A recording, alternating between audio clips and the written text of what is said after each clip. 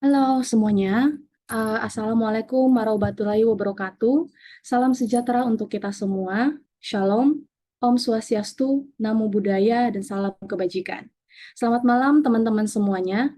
Yang terhormat Pembina PPIT Ranting Fuco, yang terhormat Ketua PPIT Ranting Fuco, yang terhormat kedua pembicara kita yang hebat pada malam hari ini, yaitu Kak Fauzi Wahyu Zamzami selaku pembicara pertama.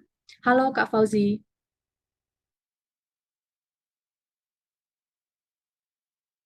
Halo, halo Kak. Halo, Selamat malam baik, teman-teman semuanya. selamat malam. Dan ada Kak Alvin Leonardo Marli selaku pembicara kedua. Halo Kak Alvin. Halo Kakak.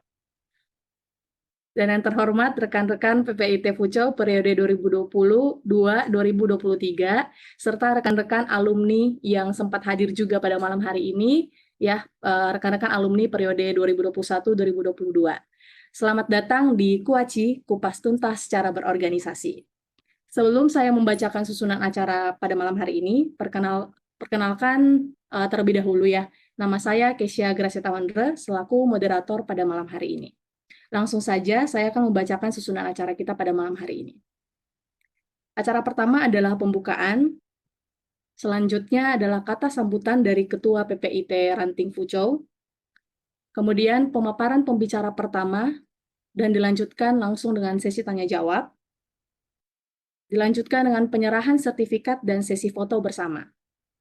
Kemudian pemaparan pembicara kedua, dilanjutkan dengan sesi tanya-jawab, dan kemudian penyerahan sertifikat dan sesi foto bersama, dan yang terakhir adalah penutupan. Baik, selanjutnya adalah kata sambutan dari Ketua PPI Ranting Fuco kepada Saudari Cynthia Handaka untuk waktu dan tempat dipersilakan. Oke, terima kasih. Assalamualaikum warahmatullahi wabarakatuh. Salam sejahtera, Shalom, Om Swastiastu, Namo Buddhaya, salam kebajikan. Yang terhormat kepada Saudara Fauzi Wahyu Zamzami sebagai pembicara 1, kepada Saudara Alvin Leonardo Marli sebagai pembicara 2, kepada Kak Kesia Graceta Hondro sebagai pembina, kepada Destin Silvira sebagai pembina, dan kepada hadirin semuanya, selamat malam. Perkenalkan, nama saya Cynthia Handaka selaku Ketua PPIT Ranting Fuco periode 2022-2023. Puji syukur saya panjatkan kepada Tuhan Yang Maha Esa, karena pada malam hari ini kita diberikan kesempatan berkumpul di PUF Meeting ini untuk mengikuti acara Kupas Tuntas Cara Berorganisasi ini. Saya berharap dengan diadakannya acara Kuaci ini, semuanya bisa meningkatkan pengetahuan serta menambah wawasan kita para anggota PPIT Ranting Fuco tentang public speaking dan sponsorship ini. Dan juga saya berharap semoga ilmu baru yang kita dapatkan bisa kita terapkan dalam organisasi ini. Sekian kata sambutan dari saya. Terima kasih. Baik, terima kasih Kak Cynthia Handaka atas kata sambutannya. Kita masuk ke acara selanjutnya, yaitu acara pemaparan materi dari pembicara kita. Untuk pembicara pertama, yaitu Kak Fauzi Wahyu Zamzani, adalah seorang ajudan milenial Gubernur Jawa Barat 2021, juga seorang mahasiswa berprestasi Universitas Islam Indonesia 2021, dan seorang pembicara di lebih dari 10 konferensi internasional. Halo Kak Fauzi, untuk waktu dan layar dipersilahkan. Halo Kak Kesia dan teman-teman semuanya. Saya izin share screen dulu ya. Oh, tidak ada pilihan buat.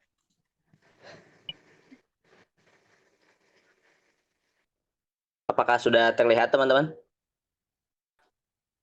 Iya, sudah Kak. Oke. Oke. Baik teman-teman semuanya. Assalamualaikum warahmatullahi wabarakatuh. Selamat malam teman-teman semuanya. Om Swastiastu, Namo Buddhaya, salam kebajikan. Pertama-tama terima kasih banyak teman-teman semuanya yang udah bersedia untuk ngasih kesempatan buat saya bisa sharing ke teman-teman semuanya di sini. Teman-teman dari PPIT Pucou, mohon maaf kalau agak salah pronunciation-nya. PPIT Pucau. Terima kasih banyak teman-teman. Kalau boleh cerita sedikit untuk mengawali. Jadi dulu ketika 2019 itu saya juga pernah ikut acara dari PPI Tiongkok di Tianjin dulu. Tianjin apa Tianjin? Ya, Tianjin itu acaranya tuh acara ASEAN Young Scholar Summit, dan kebetulan waktu itu tuh saya jadi pembicaranya di sana, pembicara di konferensinya itu, dan menarik banget gitu apa yang diinisiasi oleh teman-teman dari PPIT gitu, baik PPIT rantingnya atau misalkan PPIT pusatnya, itu menarik banget. Jadi seakan-akan saya bisa gabung lagi sama teman-teman semuanya, teman-teman PPIT, dan juga berasa ada di Tiongkok lagi nih gitu. Karena ini aplikasinya, kalau saya gak keliru, ini Pop Meeting itu kan dari China gitu, dan teman-teman semuanya juga tadi pas masuk bahasanya Mandarin semua. Gak paham saya teman-teman. Oke, thank you banget teman-teman sekali lagi untuk kesempatannya, dan di sini kita bakal sharing-sharing tentang how to be a great speaker. Jadi di sini kita bakal bahas tuntas tentang sebenarnya gimana sih menjadi seorang public speaker yang bagus gitu. Tapi ini nggak menjustifikasi misalkan saya itu udah bagus juga, tapi di sini itu ranah kita semuanya, tempat buat kita untuk bisa sharing. Jadi kalau misalkan teman-teman nanti di akhir itu punya insight baru, teman-teman boleh menyampaikan juga, karena di sini kita sama-sama belajar. Oke, sebelum lebih jauh lagi, buat teman-teman semuanya yang misalkan pengen tahu saya lebih dalam lagi, jadi nama saya itu Fauzio Hizam Zami, jadi saya asalnya Cianjur. Kalau agak tahu Cianjur, Puncak Bogor. Jadi asli Sunda, dan saya di sini sekarang udah lulus dari Universitas Islam Indonesia atau UII jurusan HI. Dan kalau misalkan teman-teman tertarik dengan hal-hal yang berbau pendidikan, beasiswa, teman-teman boleh ada konten-konten saya juga di sana di YouTube, sering banget ngomongin tentang beasiswa, terus misalkan cara nulis esai, cara nulis artikel dan sebagainya. Hal-hal edukatif, atau misalkan teman-teman juga kalau mau ngelihat keseharian saya, atau kita misalkan mau connect each other gitu, teman-teman bisa juga lewat Instagram saya gitu, atau mungkin media sosial profesional lainnya kayak misalkan LinkedIn, itu semuanya sama nama panjang saya, Fauzi Wahyu Zamzami. Nah, atau mungkin kalau misalkan teman-teman, ketika teman-teman itu ngundang saya, atau misalkan teman-teman itu mau sharing sama saya, biasanya orang-orang itu kenal saya dari beberapa platform ini. Pertama itu dari Indonesia Youth Foundation. Di Indonesia Youth Foundation ini kan saya sebagai pendirinya, dan ketika saya ngedirin Indonesia Youth Foundation dengan dua teman saya lagi gitu, dan itu biasanya yang menyebabkan orang-orang tua pengen belajar nih dari Indonesia Youth Foundation, keorganisasiannya gimana, oh pengen belajar nih dari Indonesia Youth Foundation, sistem manajemennya gimana dan sebagainya, biasanya mereka kayak gitu. Atau juga ada beberapa orang yang biasanya kenal saya itu dari mahasiswa berprestasi 2 di UII. Jadi mungkin kalau teman-teman yang kuliah di Indo biasanya tuh ada Mawapres namanya. Jadi setiap tahun itu rektor ngasih penghargaan ke 3 mahasiswa terbaik di kampusnya. Nah, 3 mahasiswa terbaik di kampusnya ini berdasarkan kayak prestasi dia, baik nasional maupun internasional, kemudian dia bikin riset juga, jadi ada semacam kayak lomba karya tulis ilmiahnya itu juga, dan hal-hal lainnya lah yang menunjang dia itu layak untuk menjadi mahasiswa berprestasi. Dan kebetulan di 2021 itu, saya terpilih gitu menjadi juara keduanya. Nah, atau juga mungkin teman-teman tahu saya dari Ajudan Milenial Gubernur Jawa Barat. Jadi kalau misalkan teman-teman itu suka dengan hal-hal kepemimpinan, saya sangat rekomendasiin banget buat teman-teman semuanya itu ikut program Ajudan Milenial ini.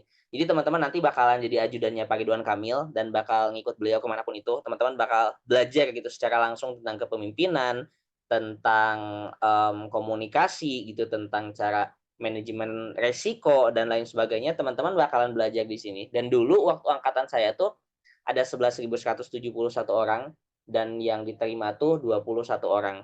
Dan itu enggak hanya dari Jawa Barat aja, tapi juga ada dari tempat-tempat lain. Kayak misalkan ada teman saya dari Papua, waktu itu Kalimantan, Sulawesi, banyak banget. Atau mungkin teman-teman juga pengen lebih tahu lagi tentang saya, ya ada di YouTube misalkan tadi. Atau mungkin organisasi-organisasi di bawah atau perusahaan-perusahaan di bawah yang memang saya pernah in touch di dalamnya, entah kerja sebagai full time ataupun hanya sekedar misalkan magang.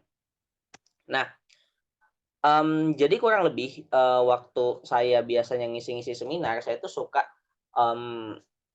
kalau misalkan orang-orang itu ada yang nanya gitu, gimana sih bisa ke luar negeri ini secara gratis gitu, atau misalkan ke 10 negara gitu. Karena biasanya itu yang membuat orang-orang juga kayak, oke kayaknya ini menarik deh untuk sharing, makanya kita ajak deh untuk sharing gitu. Nah, biasanya seperti itu juga. Atau kalau misalkan teman-teman suka nulis nih, teman-teman bisa banget gitu untuk kepoin artikel-artikel saya di sana, yang kurang lebih sekarang tuh ada sekitaran 30-an artikel di media massa tentang diplomasi dan ya hubungannya dengan HI gitu.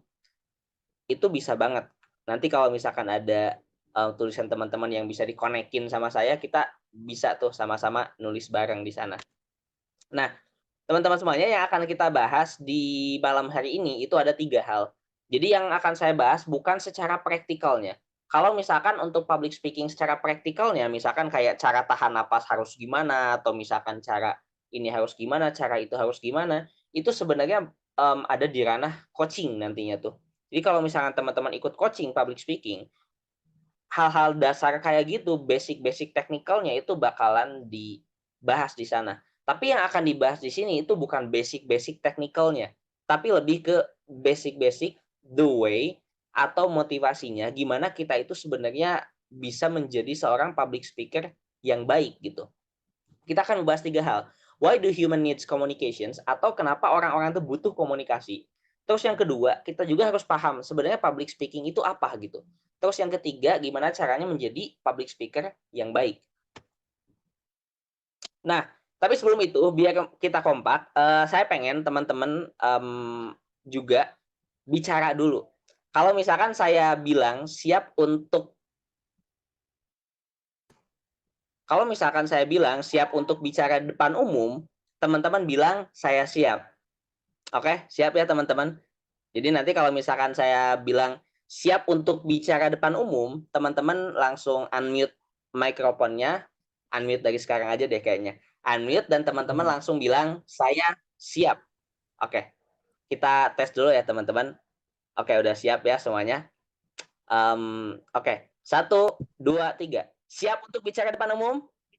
Saya Saya siap. Siap, mantap teman-teman. Kurang kompak nih. Sekali lagi. 1, 2, 3. Siap untuk bicara depan umum? Saya siap. Oke, siap. Terima kasih banyak teman-teman. Jadi ketika teman-teman bilang saya siap, berarti teman-teman juga siap untuk belajar malam ini sama-sama. Nah, kita lanjut nih. Why do human needs communication? Sebenarnya orang-orang tuh kenapa sih gitu butuh komunikasi? Kalau misalkan teman-teman udah baca beberapa buku ini, ada The Art of Public Speaking, ada bukunya Thomas, dia tuh bilang Communicate or Die. Di buku ini tuh sebenarnya semuanya filosofis, dan dia itu kurang lebih 2 statement-nya ada yang sama, satu statement di dalam 2 buku ini tuh sama gitu. Bilang kalau misalkan pertama, komunikasi gitu, itu adalah cara orang menilai orang lain. Mungkin teman-teman ya, statement pertama itu gitu yang saya dapatkan dari 2 buku inilah kurang lebih sama, beda-beda kalimatnya doang. Kalau misalkan kita lihat dari statement pertama itu, kita tuh kadang sering banget gitu lihat orang yang kalau public speaking-nya bagus, kita tuh jadi tertarik. Tapi orang yang misalkan public speaking-nya kurang atau dia nggak bisa ngomong depan umum, mungkin kita kurang tertarik gitu. Karena komunikasi atau public speaking itu adalah cara kita untuk menunjukkan kita itu siapa sebenarnya gitu. Karena dengan teman-teman bisa ngobrol lancar, teman-teman itu quote and quote ya, bisa dibilang pinter oleh orang walaupun misalkan kita aslinya enggak. Saya pernah waktu itu ada di masa di mana ada salah satu teman saya yang dia itu jago banget masalah IT, jago banget gitu kalau misalkan udah ngomongin gitu. Tapi bukan IT yang teknikalnya ya, IT yang benar-benar kayak teoretikalnya aja gitu. Nah, kemudian ada saya gitu, ada saya yang menyaksikan ada satu orang teman saya lagi gitu. Nah, si satu teman saya ini itu public speaking-nya itu bagus banget gitu. Dan ketika dia menyampaikan tentang IT gitu, dia menyampaikannya itu lugas, kemudian menyampaikannya itu tata caranya bagus dan bisa dimengerti oleh orang. Nah, sedangkan teman saya yang IT yang jago ini, dia memang jago IT-nya, tapi ketika dia menyampaikan itu gak selugas anak yang non IT tadi yang dia itu jago ngomongnya. Dan orang-orang gitu, itu taunya yang jago itu adalah teman saya yang non IT tadi. Karena cara penyampaian dia yang bagus gitu. Jadi no matter what gitu, kita pasti didesain untuk harus bisa berkomunikasi. Karena sebagus apapun konsep teman-teman gitu, misalkan teman-teman punya produk atau teman-teman punya apa untuk di-sale, ketika teman-teman nggak bisa komunikasi, agak susah nantinya. Nah, terus yang kedua, di dalam buku ini juga itu bilang kalau tujuan komunikasi itu adalah untuk menyampaikan pesan. Nah, pesan di sini apapun itu, entah itu pesan yang baik, pesan yang buruk, pesan singkat, pesan yang panjang, apapun itu. Dan dengan kita menyampaikannya dengan baik, pesan yang akan mereka terima sebagai orang yang mendengarkan kita, itu bakalan baik juga. Kadang kayak gini, kita kalau lagi ngobrol sama orang, ada teman kita yang suka bilang kayak, ih coba dong jelasinnya yang santai, jelasinnya yang singkat, padat, dan jelas gitu. Karena kebanyakan dari kita, misalkan ngejelasinnya panjang, tapi muter-muter itu-itu aja gitu. Nah, mungkin seperti itu. Jadi nanti ketika teman-teman komunikasi, itu usahakan komunikasi teman-teman itu pesan yang pengen teman-teman sampaikan ke mereka itu tersampaikan dengan baik gitu. Nanti kita belajar caranya gimana. Nah, pada dasarnya kalau misalkan kita ngomongin komunikasi, itu ada orang yang menerima, ada orang yang mengirim pesannya gitu. Nah, ketika orang udah mengirim pesan, pasti ada feedback. Misalkan kita ngirim pesan ke orang, main yuk misalkan di McD minggu ini gitu. Nah, mereka bakal ngasih feedback. Oh, boleh deh, mau deh ke McD atau misalkan apa deh gitu. Nah, itu salah satu hal yang kita bisa lihat bahwa ketika kita itu ngelakuin komunikasi, pasti ada dua orang di sana gitu yang berperan. Ada orang yang berperan sebagai pengirim komunikasinya, ada orang yang berperan sebagai penerima komunikasinya. Nah, sekarang kita mulai nih, memahami tentang public speaking itu apa. Pada dasarnya, kalau kita ngomongin public speaking, itu ada 3 alasan kenapa public speaking itu sangat penting gitu. Yang pertama, to win over the crowd. Jadi kalau misalkan teman-teman lagi berada di suatu tempat yang teman-teman tuh mengharuskan teman-teman untuk bisa presentasi atau misalkan mengharuskan teman-teman untuk menyampaikan pendapat atau kalau di bisnis mengharuskan teman-teman untuk pitching misalkan ke klien atau misalkan sponsorships dan sebagainya.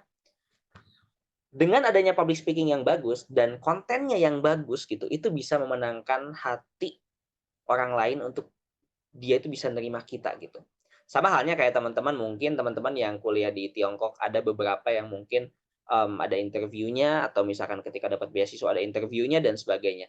Nah, ketika public speaking teman-teman bagus, teman-teman bakal bisa menangin hati pewawancara itu dan akhirnya ketika teman-teman memenangkan hati si pewawancara ini, teman-teman bakalan diterima di program beasiswa atau di universitas tersebut gitu.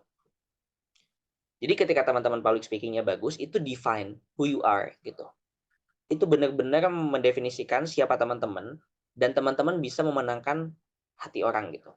Sama halnya kayak teman-teman nanti misalkan ketika teman-teman udah jadi komisaris atau teman-teman udah menjadi orang-orang kaya gitu, terus datang nih mahasiswa gitu ke teman-teman untuk minta sponsor misalkan.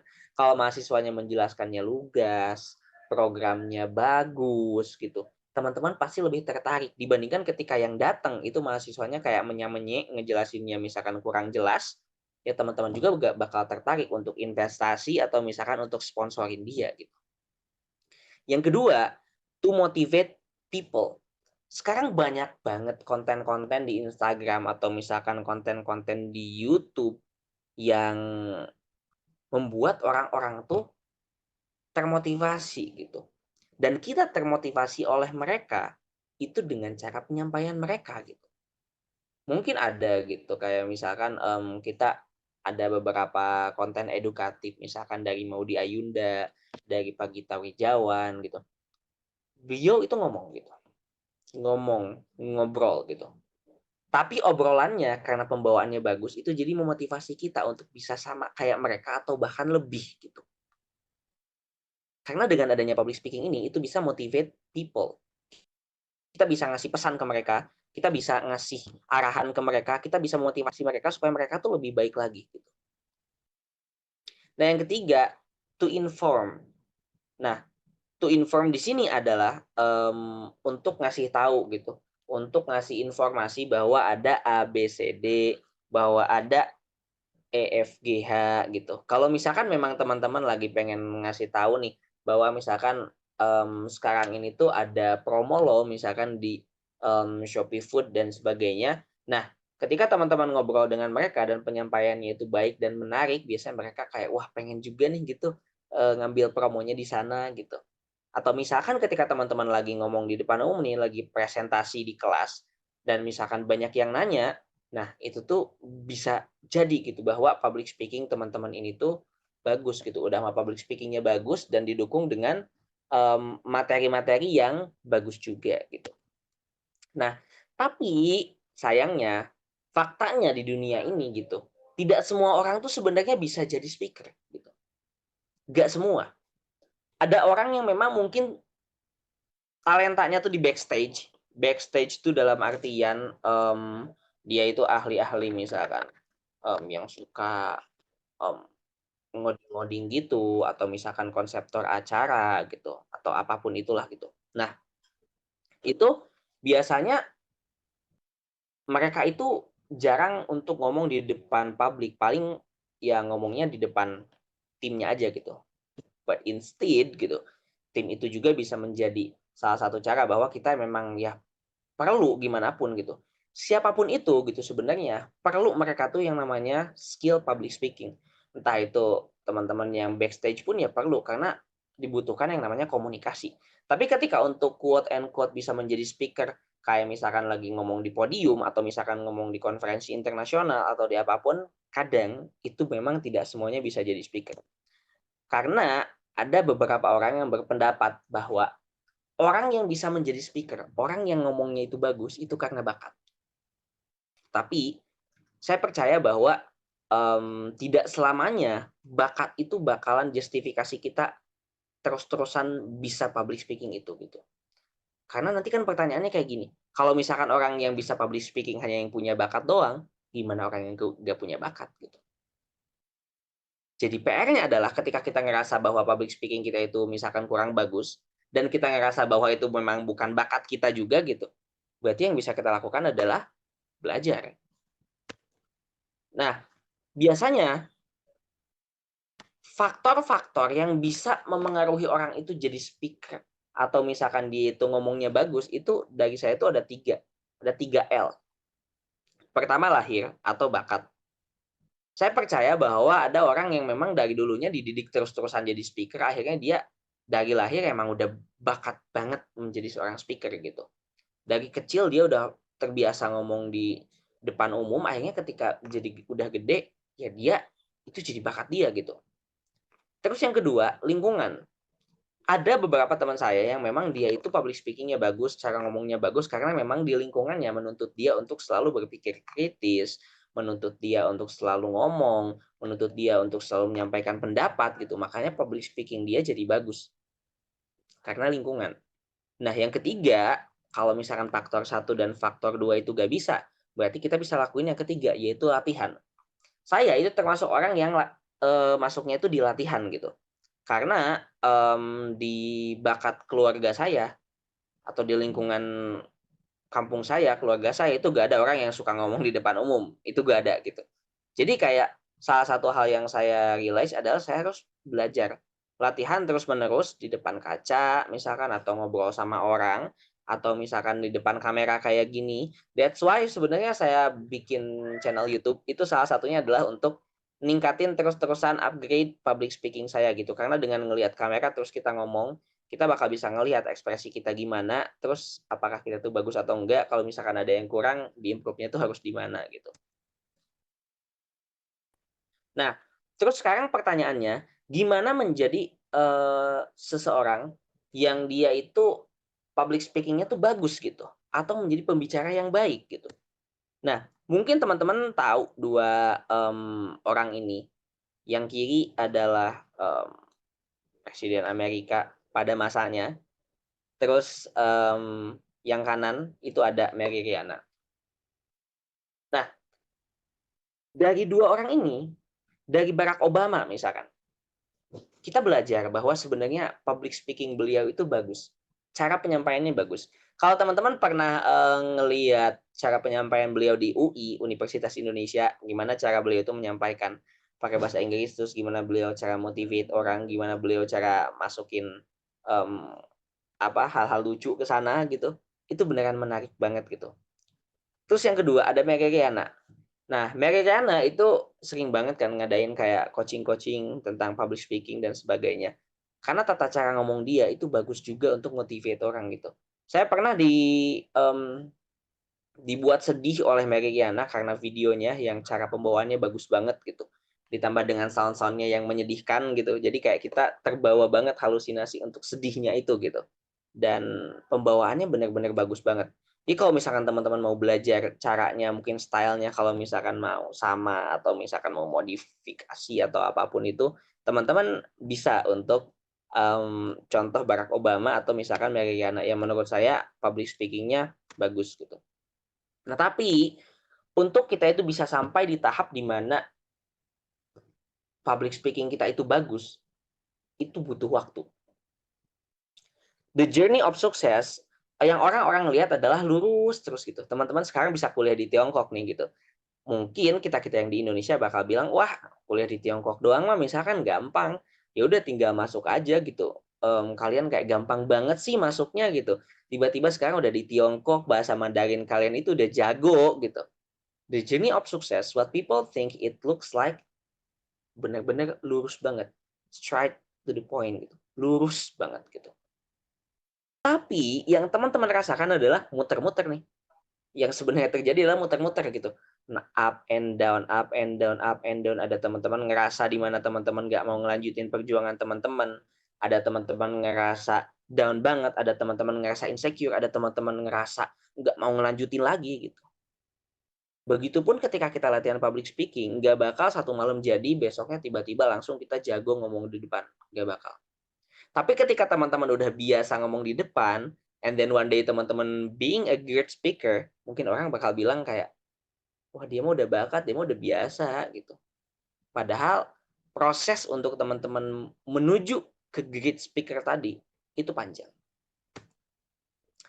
Dan ketika kita menjadi seorang great speaker, ketika kita itu ngomong di depan orang, teman-teman harus mikir bahwa you are your own brand.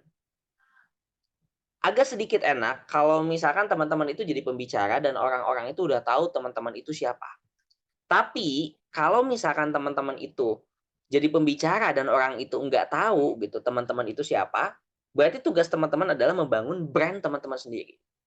Karena pada dasarnya ketika teman-teman itu ngasih tahu informasi ke orang atau misalkan presentasi ke orang, itu bagian dari teman-teman itu ngasih tahu orang tentang opini teman-teman. Kalau opini teman-teman A, berarti itu justifikasi brand teman-teman A. Kalau apa-apa yang teman-teman omongin B, berarti justifikasi brandnya teman-teman itu B gitu. Katakanlah gini, misalkan teman-teman adalah orang yang setuju bahwa ibu kota ini tuh harus dipindahkan misalkan. Berarti justifikasi bahwa brand teman-teman itu adalah orang yang pro ibu kota negara itu dipindahkan. Atau misalkan kalau teman-teman itu gak setuju banget ibu kota negara itu dipindahkan, berarti brand teman-teman adalah orang yang menolak. Gitu. Jadi usahakan ketika teman-teman jadi pembicara di topik apapun pembicaraan itu, ingat bahwa you are your own brand. So build your better brand. Build your great brand. Gitu. Intinya di sana. Lalu gimana kita cara menjadi seorang great speaker? Khususnya di kita-kita di masa-masa sekarang ini gitu. Yang pertama, menurut saya yang paling penting dan yang paling krusial, yang paling basic itu adalah menguasai materi yang disampaikan. Kita harus berpikir bahwa sebenarnya apa yang kita sampaikan itu orang lain tahu atau orang lain juga nggak tahu gitu. Dan kita harus juga berpikir bahwa sebenarnya materi yang kita sampaikan itu memang yang udah kita kuasai. Karena kalau misalkan kita menyampaikan materi yang belum kita kuasai, nanti pas ada misalkan Q&A atau misalkan ada istilah-istilah yang kurang atau yang nggak pas dan sebagainya, itu menghancurkan brand kita sendiri gitu. Di awal tadi saya sudah bilang, build your great brand. Tapi ketika teman-teman nggak bisa menguasai materi yang itu menjadi basic, ya brand teman-teman bakal hancur seketika gitu. Kalau misalkan teman-teman nggak tahu apa yang teman-teman sampaikan atau nggak menguasai apa yang teman-teman sampaikan. Jadi orang jadi ada trust issue lah ke kitanya gitu. Nah, yang kedua itu memahami audiens. Yang paling penting dan yang paling gampang itu sebenarnya adalah teman-teman lihat dulu siapa sebenarnya yang menjadi audiens teman-teman. Kalau teman-teman diundang jadi pembicara dan misalkan audiensnya ibu-ibu, bapak-bapak, sesuaikanlah dengan mereka. Baik itu dari bahasanya, baik itu dari tata keramanya, baik itu dari penyampaiannya, dan lain sebagainya. Kalau misalkan anak-anak kecil, teman-teman pahamin juga mereka. Mereka sukanya apa, suka dinyanyi-nyanyiin, suka dibecanda-becandain, pahamin mereka. Jangan sampai ketika teman-teman jadi pembicara, itu teman-teman nggak memahami karakteristik audiensnya. Kalau nggak memahami karakteristik audiensnya, akhirnya yang harusnya misalkan dibawa santai malah dibawa formal, atau misalkan harusnya dibawa formal malah dibawa santai, dan sebagainya. Nah, terus yang ketiga itu, fokus untuk memberi, bukan meminta. Kita sebagai seorang pembicara, ada salah satu penelitian di, saya lupa kampusnya di Amerika, Penn State something University gitu. Nah, dia bilang bahwa seorang public speaker, orang yang ngomong di depan umum gitu, dia harus fokus untuk memberi informasi, bukan meminta. Meminta di sini bukan meminta informasi, tapi meminta persetujuan orang bahwa apa yang dia sampaikan itu benar. Tujuan dari seorang public speaker adalah dia menyampaikan apa yang ada di otaknya kepada orang lain. Tapi bukan berarti meminta orang lain untuk setuju akan pendapat dia. Teman-teman boleh mengcounter misalkan pendapat saya, teman-teman boleh nambahin pendapat saya ketika misalkan ada statement yang saya sampaikan. Itu adalah tujuan dari public speaker. Kalau misalkan seorang public speaker itu bukan hanya memberi, tapi juga dia itu meminta persetujuan orang lain untuk setuju terhadap statementnya, berarti perlu dipertanyakan apakah dia seorang public speaker yang baik atau enggak. Yang keempat adalah bicara secara perlahan. Bicara secara perlahan ini itu ada intonasinya. Jadi ada sesuatu yang mungkin perlu teman-teman tekankan, ada sesuatu yang perlu teman-teman santai, ada sesuatu yang perlu teman-teman tuh ngomongnya itu kayak tinggi, nadanya atau rendah gitu. Disesuaikan saja gitu, gak usah terlalu cepat-cepat banget, tapi gak usah terlalu juga pelan-pelan banget, karena mungkin ada waktu atau orang ya kalau pelan-pelan banget juga agak gak enak nanti bacanya.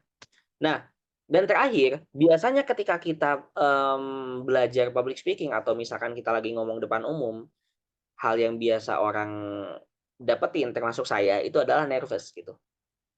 Nah, nervous ini sebenarnya adalah hal yang sangat wajar. Jadi yang pertama, kita harus tahu bahwa segala sesuatu itu butuh persiapan dan juga butuh latihan. Sebanyak apapun jam terbang teman-teman, perlu tetap yang namanya persiapan dan juga latihan kalau misalkan mau ngomong di depan umum. Entah itu latihannya pakai kamera kayak gini, atau misalkan teman-teman belajar bareng temennya, atau medianya apapun itu, tapi harus tetap dipersiapkan. Terus yang kedua, mencari pengalaman. Semakin banyak jam terbang teman-teman, mungkin nervousnya itu sedikit demi sedikit akan semakin hilang gitu. Dulu ketika saya baru pertama kali ngomong depan umum, nervousnya gila banget gitu, 100% kayaknya full gitu. Tapi setelah lama-lama akhirnya menurun, akhirnya jadi terbiasa dan nggak ngerasa misalkan nervous lagi. Atau kalau misalkan nervous, udah tahu cara ngatasinnya itu gimana gitu. Yang ketiga, kita harus sadar dan aware juga bahwa menganggap demam panggung ini adalah hal yang wajar gitu. Jadi kalau teman-teman demam panggung itu adalah hal yang wajar, bukan hal yang negatif. It's a good things gitu. Terus yang keempat, pola pikir adalah hal yang paling penting. Pola pikir di sini adalah kalau misalkan teman-teman mau ngomong nih di depan umum, teman-teman jangan mikir yang negatif gitu kayak, "Wah, di sana banyak yang pintar ya, wah di sana nanti saya bakalan jadi insecure ya, wah saya bakalan A, B, C, D, E, F, G." Yang itu tuh ngedrive pola pikir teman-teman jadi negatif. Ketika pola pikir teman-teman bilang bahwa teman-teman bisa, bahwa teman-teman bakalan lancar, teman-teman bakalan aman, sejahtera, sentosa gitu untuk, ngasih tahu tentang materinya, untuk nyampein informasinya, nah nanti bakalan bagus juga gitu. Jadi pola pikir ini adalah hal yang sangat penting buat teman-teman tekankan ketika teman-teman itu, mau jadi pembicara atau mau ngomong depan publik nantinya gitu. Oke, thank you banget buat teman-teman semuanya yang udah, dengerin dan kalau misalkan teman-teman ada sedikit saran atau misalkan masukan atau ada pertanyaan nanti, kita bisa bahas juga di diskusi selanjutnya. Kalau misalkan teman-teman ada yang mau, connect atau misalkan nanya-nanya bisa lewat email atau juga lewat Instagram nanti, saya usahakan untuk balas kalau misalkan saya, lihat gitu, karena biasanya masuk spam atau apa gitu. Oke, thank you so much teman-teman semuanya. Sekali lagi makasih banyak, atas undangannya dan, kalau misalkan masih ada sesi diskusi, mari kita diskusi sama-sama nantinya. Thank you banget teman-teman semuanya, saya kembalikan ke, MC. Baik, terima kasih Kak Fauzi atas pemaparan materi yang luar biasa dan juga tentunya menambah wawasan kita semua ya. Untuk teman-teman yang memiliki pertanyaan, boleh langsung raise hand atau tulis di kolom chat ya, teman-teman. Boleh dimulai dari sekarang.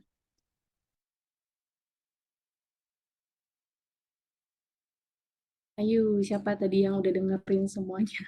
Teman-teman kalau punya pertanyaan boleh ya, taruh di kolom chat. Atau ada yang mau raise hand? Biar langsung bisa ngobrol nih sama Kak Fauzi juga.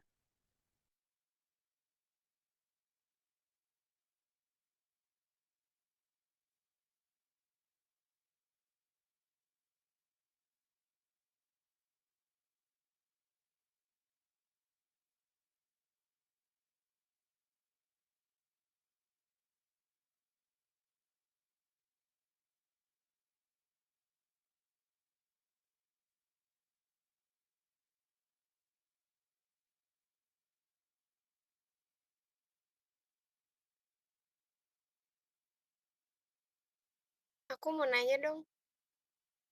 Boleh, Britney, silakan. Ya, halo Kak Fauzi, aku Britney. Jadi mau nanya nih, mungkin kan biasa eh public speaking tuh yang paling penting kan pengalaman ya. Cuman kadang kita nggak ada kesempatan untuk ada pengalaman itu loh. Misalnya kan susah gitu dapat kesempatan untuk ngegunain public speaking itu. Terus gimana ya kira-kira biar nge-build public speaking kita? Oke, baik, Britney. Kak Fauzi boleh langsung dijawab. Oke, makasih banyak Kak Britney atas pertanyaannya, menarik banget untuk cara nyari pengalaman atau kesempatannya gitu. Biasanya teman-teman, saya itu nyari pengalaman atau misalkan kesempatan itu dari hal-hal yang kecil atau hal-hal yang bisa saya lakukan tanpa ada orang ketiga. Misalkan, kalau misalkan kita mau buat konten di YouTube atau misalkan di Instagram yang membuat kita itu bisa lancar atau ngomong di depan kamera gitu, ngomong di depan umum lewat media, itu bisa kita lakukan. Kalau di YouTube gitu, itu kan tugasnya hanya kita doang gitu, kita doang yang ngomong dibantu kamera gitu. Kita nggak perlu misalkan untuk ada orang ketiga atau nunggu orang lain ngundang kita dulu baru misalkan kita mau ngomong di depan publik.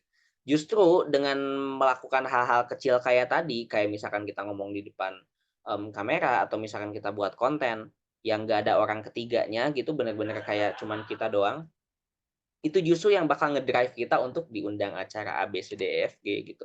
Bisa banget kayak gitu. Jadi menurut saya hal kecil yang bisa kita lakukan untuk dapetin kesempatan atau misalkan untuk dapetin pengalaman, itu dari hal-hal yang memang nggak butuhin orang ketiga.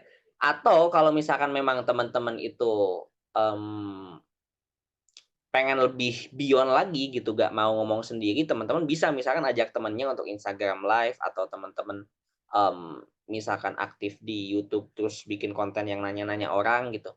Itu bisa melakukan hal-hal kecil yang kayak gitu dan, bisa membuat teman-teman itu jadi jadi tahu lah gitu dan juga jadi punya pengalaman. Walaupun dari hal kecil nanti lama-lama bakal jadi hal yang besar. Gitu, Kak. Semoga menjawab. Oke, gimana Kak Britney? Masih ada yang mau ditanyakan lagi? Oke, udah. Thank you, Kak Fauzi. Oke, baik. Jadi ini ada pertanyaan lagi nih Kak Fauzi dari teman kita Mahdi. Dia bilang, saya sering mengalami demam panggung saat di depan banyak orang. Jadi bagaimana ya kira-kira cara buat mengatasi demam panggung ini saat di depan lagi banyak orang ini? Oke, Kak Fauzi silakan.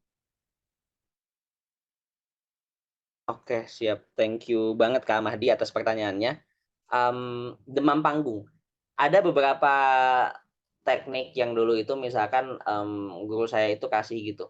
Kalau misalkan lagi demam panggung, katanya misalkan ketika kita udah ada di panggung nih, udah ada di depan orang, terus misalkan kita itu lagi ngomong tapi belum ngomong tapi udah deg-degan misalkan, itu katanya tuh jempol kaki kita itu ditekan ke bawah. Itu secara teknikalnya ya. Itu jempol kaki kita ditekan di bawah, itu bakalan membuat kita itu nervousnya tuh jadi hilang atau nervousnya itu jadi berkurang gitu.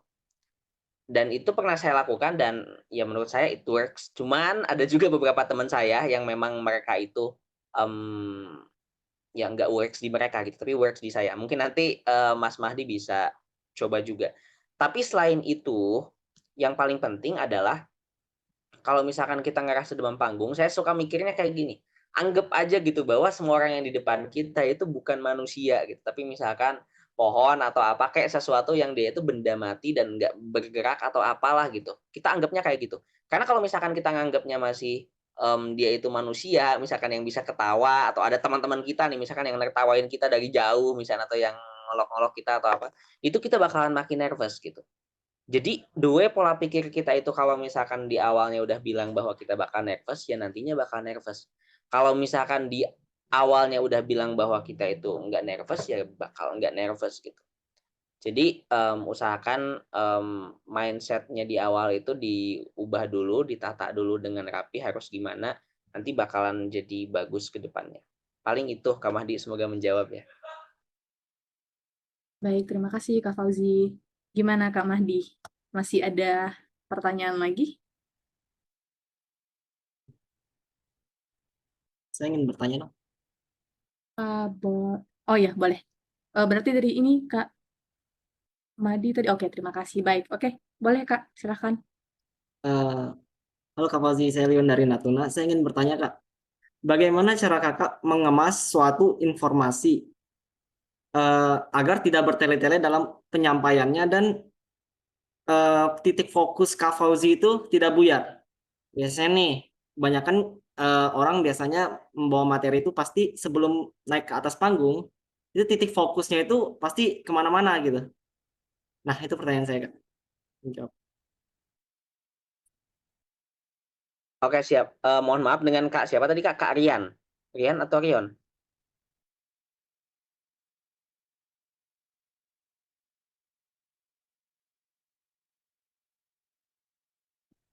Liwen Kak? Liwen. Oke, oke, oke. Siap, siap. Nah, jadi sebenarnya kalau dari pengalaman saya itu Liwen. dulu. Ya. Oke, oke, Sorry. siap. Sorry teman-teman kalau misalnya sinyalnya kurang. Oke. Jadi sebenarnya teman-teman ketika dulu itu biasanya kalau misalkan ada naik panggung terus misalkan tiba-tiba buyar, itu titik fokus awalnya itu di mana? Biasanya saya tuh dulu kalau misalkan mau naik panggung itu ini agak life hack ya, biasanya dicatat di sini. Poinnya doang tapi ya, poinnya doang tuh apa? Nggak bakal kelihatan sebenarnya kalau dicatat di sini tuh nggak bakal kelihatan biasanya. Kecuali kalau ininya megang mic yang tangan kirinya. Pokoknya usahakan ada tangan yang bisa kita tuh lihat gitu. Tapi lihatnya jangan lihat kayak gini ya, benar-benar kayak lihat sekilas saja udah teman-teman tahu gitu. Jadi biasanya tuh ditulis poinnya di sana. Nah kalau misalkan lagi nggak ditulis poinnya, yang biasanya yang membuat saya kayak titik fokusnya tuh ditekanin lagi, itu isi dari materinya gitu. Jadi biasanya kalau misalkan pembukaan, penutupan, itu menurut saya kalau teman-teman udah punya pengalaman banyak, itu nggak perlu lagi teman-teman tulis atau nggak perlu teman-teman ingat kayak ngikutin flow-nya aja gitu. Tapi kalau misalkan isi, itu kan beda cerita biasanya semuanya gitu. Kalau misalkan isinya tuh tentang A, ya bakal A ngejelasinnya. Kalau misalkan materinya tentang A, ya bakal A, temanya tentang A, bakal A gitu. Jadi biasanya beda-beda dan kita harus menyesuaikan itu. Jadi kalau misalkan teman-teman udah terbiasa, itu biasanya dari saya titik fokusnya itu isinya aja apa gitu. Isinya. Kalau misalkan teman-teman ngejelasin tentang how to be a great speaker, coba teman-teman fokusnya itu adalah di materi how to be a great speaker-nya. Walaupun sebelum how to be a great speaker ini ada misalkan tadi pembahasan tentang understanding public speaking, sama ada pembahasan tentang tadi why human needs communication gitu. Nah, biasanya ke sana. Karena nanti in the end of the day yang mereka cari atau misalkan kalau teman-teman lagi lomba, yaitu titik poinnya ada di apa yang sesuai dengan temanya atau apa yang sesuai dengan questions yang ditanyakan di temanya itu gitu. Jadi fokusnya tuh di sana, di isinya aja gitu. Kalau misalkan teman-teman mau ikut lomba tentang ada misalkan nama temanya how to be a great speaker, kan nggak bakal mungkin kan teman-teman misalkan langsung jelasin how to be a great speaker, pasti ada basa-basinya dulu nih gitu, ngomongin misalkan datanya apa, gimana-gimana dan sebagainya gitu. Jadi kurang lebih kayak gitu, Kak. Semoga menjawab ya. Baik, terima kasih Kak Fauzi. Gimana Kak Liwan? Masih ada pertanyaan lagi? Oke, satu pertanyaan terakhir Kak Fauzi dari saya. Baik, silakan. Bagaimana cara Kak Fauzi agar audiensnya itu menarik ke Kakak, ngikutin flow-nya Kakak?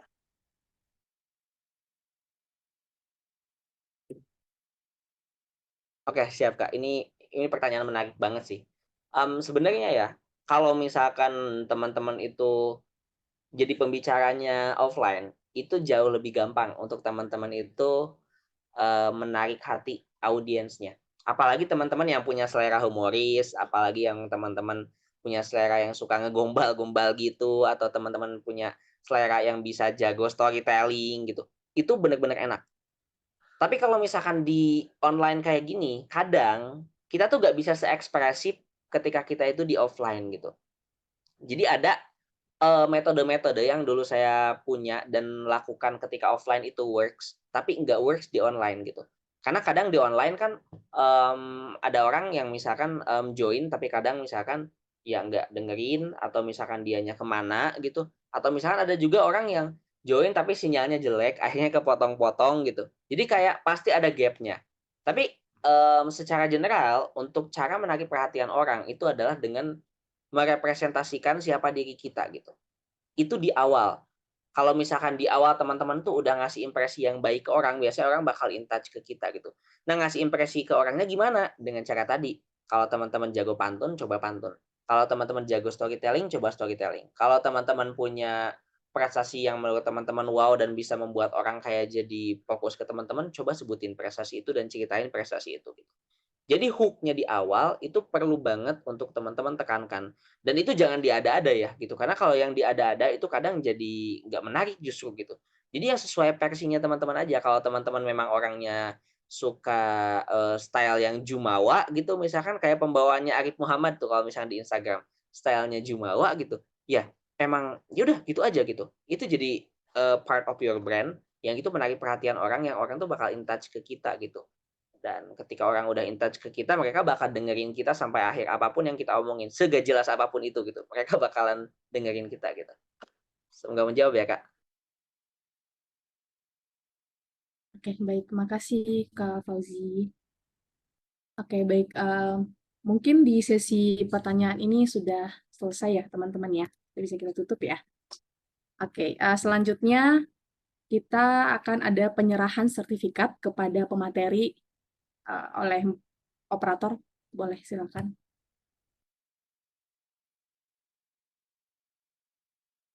Baik, ini adalah sertifikat yang diberikan kepada Kak Fauzi Wahyu Zamzami sebagai pembicara di webinar Keorganisasian Kuaci, Kupas Tuntas Secara Berorganisasi. Terima kasih ya, Kak Fauzi.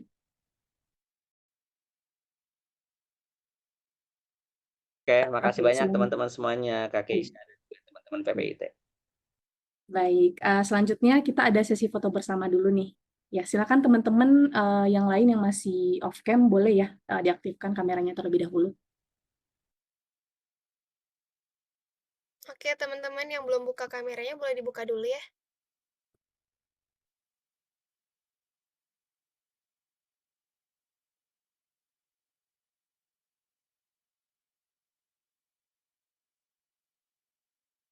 Oke, aku hitung 1 sampai 3 ya. 1, 2, 3. 1, 2, 3. Oke, kembali ke moderator. Baik, terima kasih operator. Oke, baik. Sekarang kita akan masuk ke acara selanjutnya, yaitu pemaparan materi dari pembicara kita yang kedua. Nah, pembicara kita yang kedua ini adalah Kak Alvin Leonardo Marli, ya seorang mahasiswa lulusan Xiamen University of Technology and Business, dan juga sebagai rekan saya juga di PPIT ya sebagai Public Relation of PPIT Xiamen for Xiamen University of Technology periode 2019-2020, juga sebagai Vice President PPIT Xiamen pada periode 2020-2021, sebagai Head of Social and Community Empowerment of PPI Tiongkok tahun periode 2021-2022, dan sekarang juga sebagai Organizational Supervisory Board DPO of PPI Tiongkok periode 2022-2023. Halo Kak Alvin, untuk waktu dan layar kami persilahkan. Halo. Suaraku aman ya? Kedengaran sih. Aku izin share screen sebentar.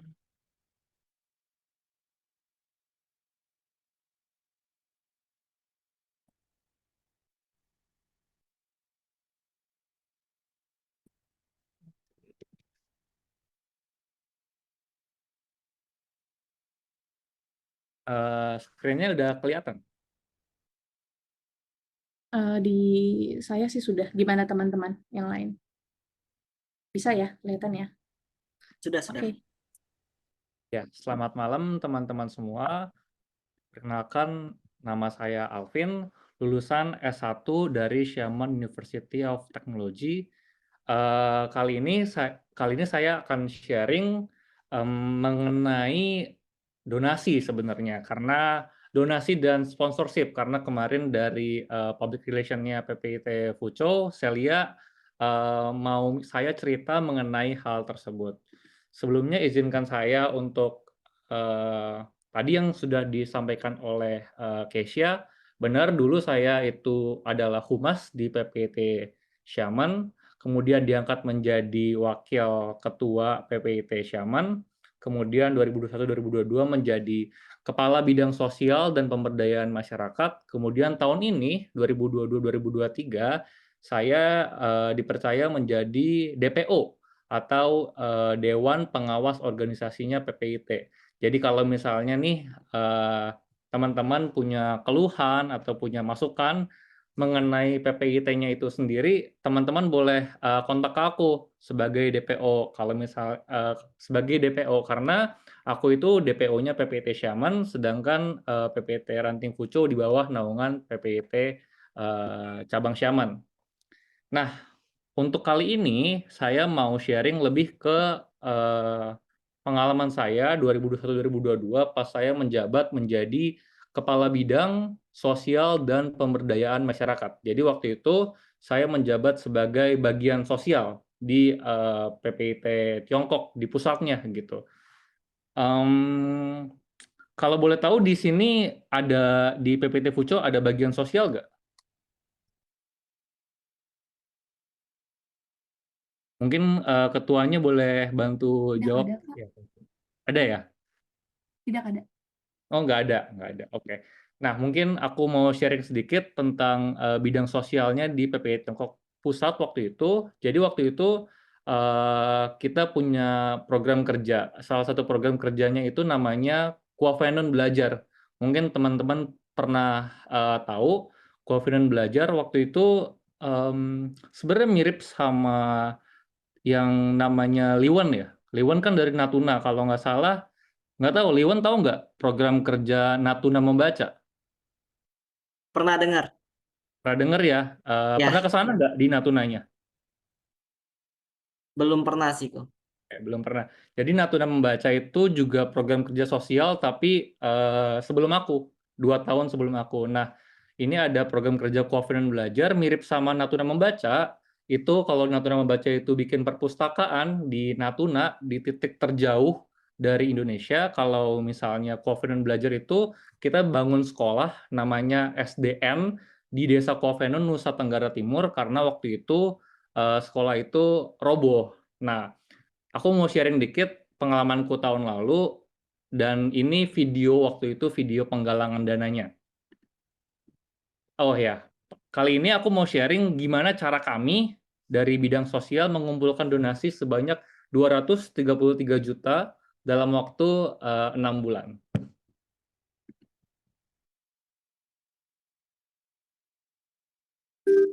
Suaranya kedengeran nggak voice-nya? Audionya? Tadi kedengaran sih, coba di play dulu. Oke, lanjut.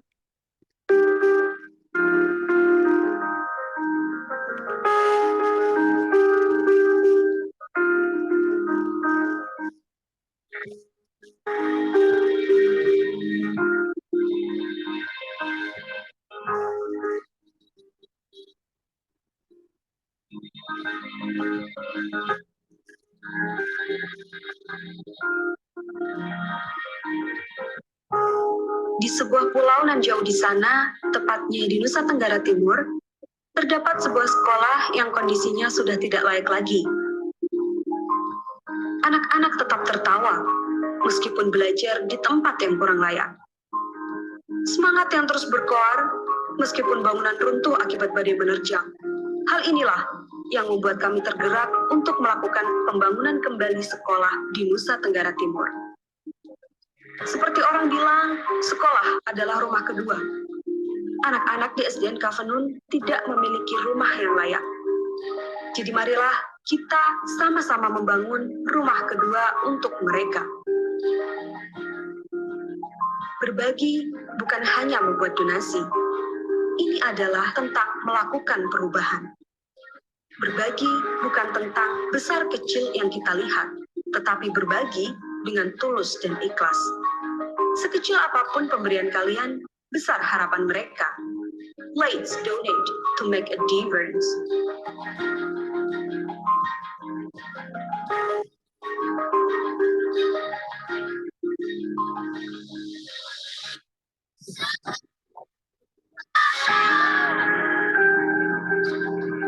Walaupun sekolah mereka tidak beratap, anak-anak di SDN Covenant tetap semangat untuk mengejar mimpi. Semangat belajar adik-adik kita di NTT tak pernah padam meskipun dengan fasilitas yang kurang memadai. Mari kita bersama membantu mengubah masa depan anak-anak SDN Covenant menjadi lebih bermakna.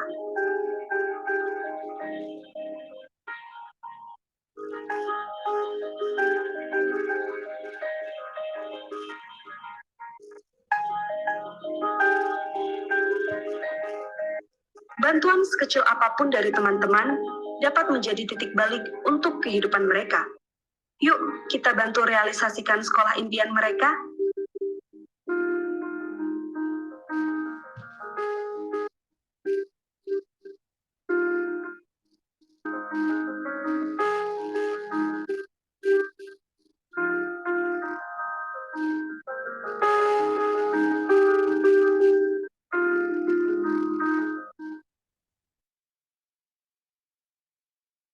Ya, jadi begitu kalau teman-teman lihat screenshotnya itu di Kitabisa, kita mulai dari 5 juta rupiah, dan itu pun dari 0 sampai akhirnya dalam waktu kurang lebih 6 bulan, kita berhasil mengumpulkan donasi sebanyak 233 juta rupiah.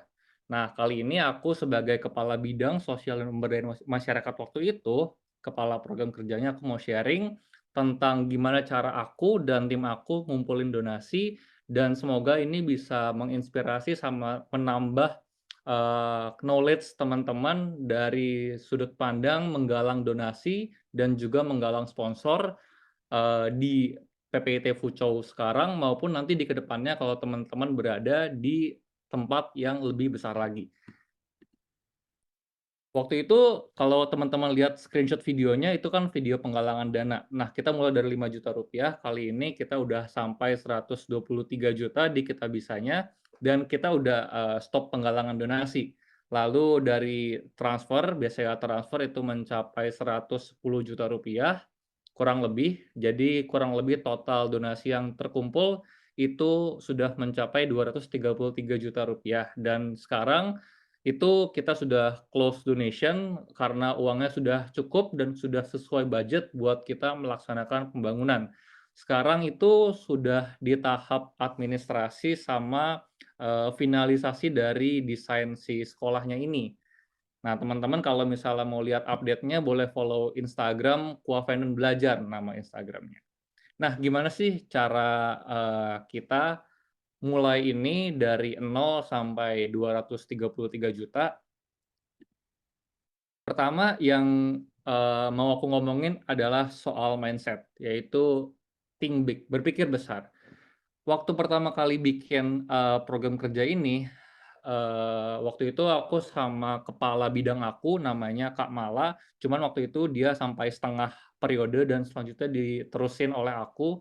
Nah, waktu itu dia yang melempar ini ke divisinya saya. Waktu itu saya masih menjadi kepala divisi dan dia semacam challenge saya, bisa nggak bangun satu sekolah dalam satu periode kepengurusan saya di PPI Tiongkok.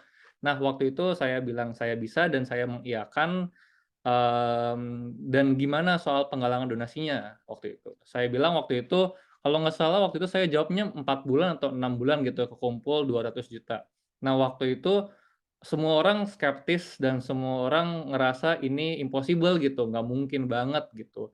Kenapa? Karena mereka punya background story gitu, punya cerita di belakang. Yang program kerjanya yang apa namanya, Natuna Membaca, yang bangun perpustakaan itu, kalau nggak salah itu sudah berjalan 2 atau 3 tahunan gitu. Makanya kedengeran karena mereka melaksanakan program kerja ini 3 tahun, penggalangan donasinya itu hampir 3 tahun. Nah, ini maksudnya kayak mereka mempertanyakan kenapa kamu yakin bisa mengumpulkan itu dalam waktu cuman 6 bulan begitu. Tapi yang pengen saya sharing adalah ya kita harus berpikir besar dulu. Kita punya visi besar dan kita hitung kalkulasi kira-kira make sense, oke, coba kita jalanin. Kedua, setelah kita punya think big, berpikir besar, kita harus start small. Mulailah dengan yang kecil. Start small but start. Orang bilang perjalanan 1000 langkah dimulai dari langkah pertama. Jadi kalau misal teman-teman mau ngumpulin donasi, ya lakukan dari hal-hal terkecil. Lakukan dari hal-hal di sekitar kita gitu, tempat-tempat sekitar kita. Kalau kenapa kita bilang start small? Karena lihat dari tabel ini, kita mulai dari 11 Oktober, balance kita cuma 50.000 rupiah gitu, sampai mencapai 233 juta, yang teman-teman tahu ini juga kita mulainya dari 0 gitu, dari satu langkah pertama gitu, yang kita cuma sharingnya ke teman-teman, sampai akhirnya itu di Kitabisa itu udah mencapai kalau nggak salah 5.000-an donatur yang kita nggak kenal. Kemudian selain kita start small, mulailah dari hal yang kecil, juga mulailah dari diri kita sendiri gitu. Jangan kita mau ngumpulin donasi atau ngumpulin sponsor gitu, kita sebagai divisi sponsor mau ngumpulin sponsor, tapi kita sendirinya itu nggak kerja gitu, diri kita sendiri itu nggak memanfaatkan, nggak menggunakan source resources atau yang kita punya sendiri gitu. Nah, kalau dari aku sendiri waktu itu, karena aku punya usaha di bidang impor, tapi ini bukan 100% punya aku, jadi aku pitching juga ke foundernya juga, aku pitching ke mereka, ke dia, mau nggak donasi, alhasil berhasil nih donasi 15 juta rupiah. Nah, ini maksudnya bukan buat sombong atau apa, tapi ini cuma mau menginspirasi teman-teman kalau ya kita harusnya itu mulainya dari diri kita sendiri gitu, baru kita berani approach ke orang lain. Selain dari diri kita sendiri, juga ke teman-teman terdekat kita, dan juga ke keluarga-keluarga kerabat terdekat kita, karena kalau misalnya kita percaya itu bagus gitu, kenapa kita takut kalau misalnya kita pitching-nya itu ke teman-teman atau ke keluarga sendiri, resource yang kita punya sendiri. Setelah pertama think big, kedua start small, ketiga kita harus move fast. Kita harus lakukan itu dengan cepat. Kenapa kita harus lakukan dengan cepat? Pertama, waktu itu nggak lama ya. Waktu itu sangat cepat sekali. Aku sadar 1 tahun kepengurusan aku itu sangat cepat gitu. Tapi di dalam 1 tahun kepengurusan itu aku sempat kemarin tadi di videonya itu aku sempat datang langsung ke Nusa Tenggara Timur buat survei, juga sempat menggalang donasi 200-an juta rupiah. Cuman yang kemarin nggak sempat itu pembangunannya. Jadi pembangunannya itu nggak sempat di tahun kepengurusan aku yang tahun lalu. Jadinya dilanjutinnya tahun ini. Kenapa nggak sempat? Karena ya ada persoalan administrasi, lalu arsitekturnya belum final, sama keburu musim hujan gitu. Di bulan Oktober itu kan udah mulai masuk musim hujan di sana. Jadi nggak mungkin buat kita itu bangun sekolah. Makanya aku encourage teman-teman buat move fast karena itu waktu nggak nunggu kita gitu. Selain itu sama juga seperti yang Kak Fauzi bilang, dalam public speaking kita harus always give value. Kita harus memberikan, kita harus fokus memberi, bukan fokus meminta. Sama juga dalam meminta, sama juga dalam memberikan kesempatan orang lain untuk donasi atau sponsor. Kita juga harus fokus terhadap value apa yang bisa kita berikan kepada mereka. Contohnya, karena aku dalam kehidupan pribadi aku selalu suka kadang isi menjadi MC di tempat ibadah, terus kadang juga isi sharing gitu di tempat ibadah, lalu kadang juga dipanggil jadi moderator di tempat ibadah.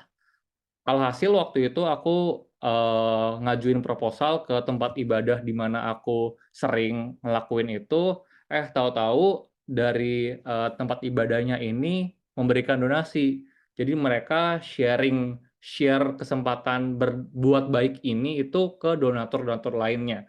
Jadi lumayan dapat dari 2 donatur, satu 25 juta dari GB Traktor dan satu lagi 2,5 juta dari Surya Naga Sakti.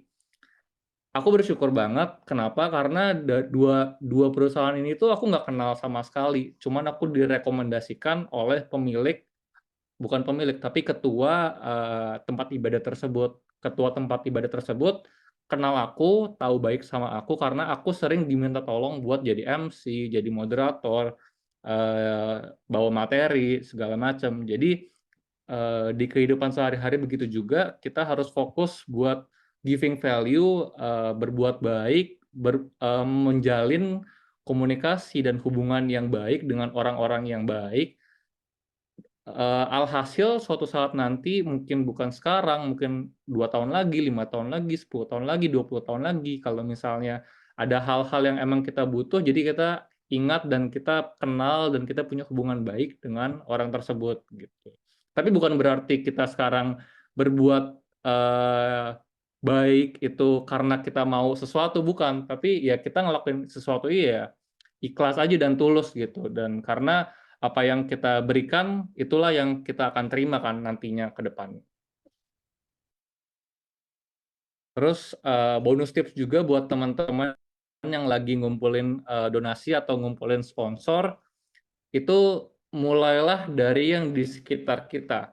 Kalau teman-teman ngumpulin sponsor di dalam lingkup PPIT, aku rasa jangan mulai dari perusahaan-perusahaan yang besar seperti BCA, Mandiri, atau Bank Danamon, Unilever, orang tua gitu. Jangan mulai dari perusahaan-perusahaan yang terlalu besar gitu.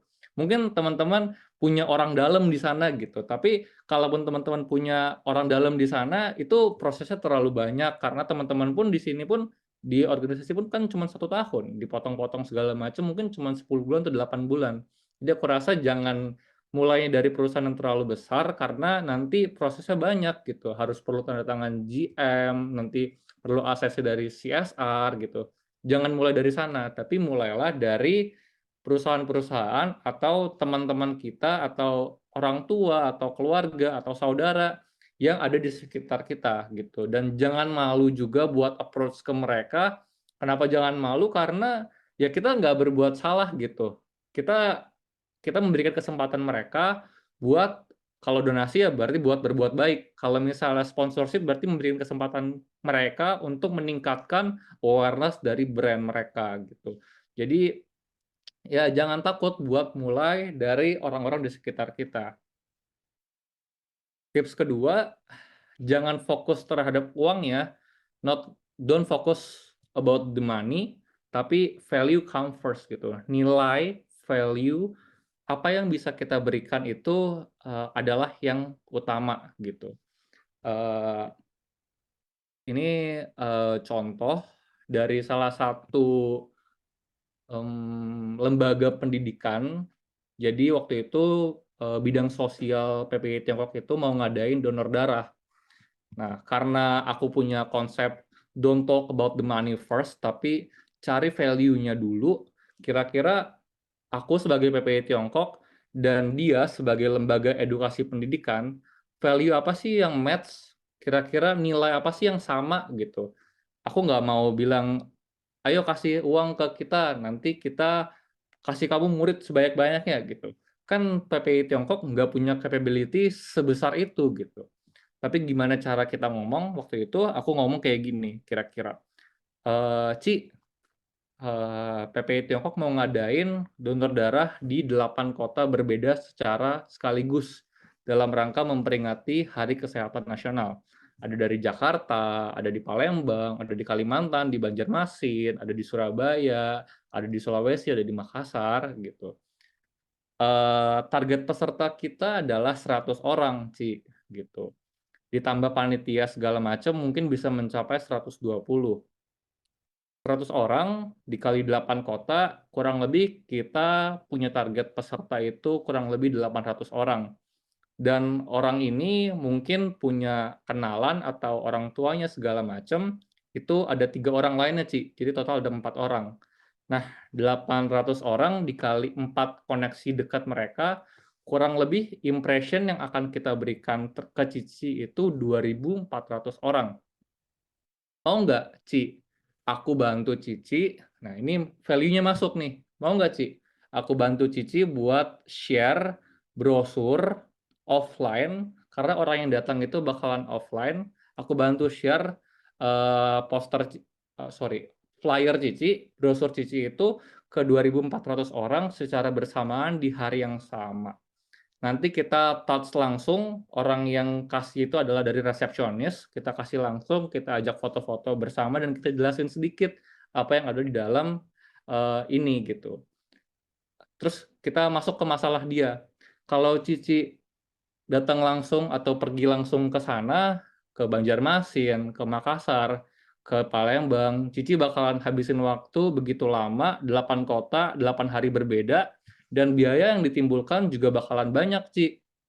Mau nggak Cici masuk jadi sponsor kita bantu sebar ke berapa ribu orang, tapi Cici nggak perlu keluarin biaya sebesar itu. Cici tinggal bantu kita, Ci, soalnya kita panitia butuh makan, gitu. Nah, alhasil dapat deh 5 juta rupiah. Kurang lebih begitu.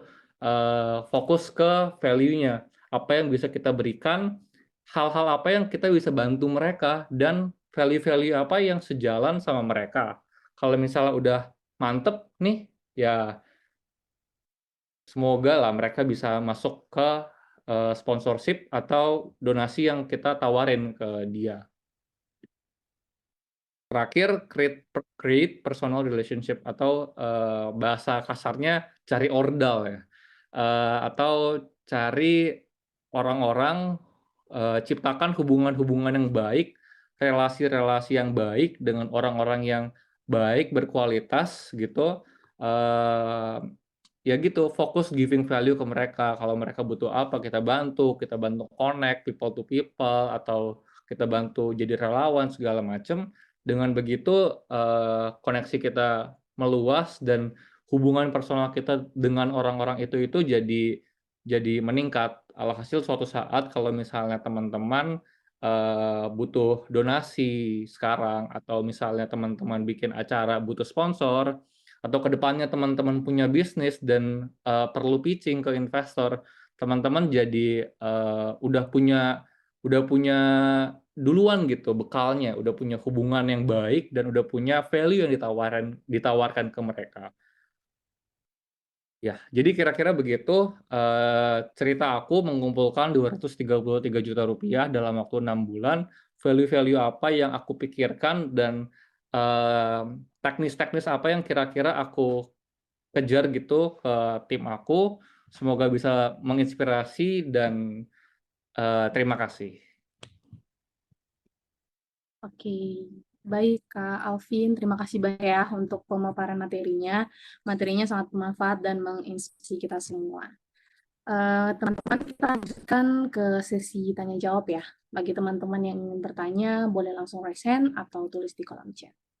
Boleh mulai dari sekarang.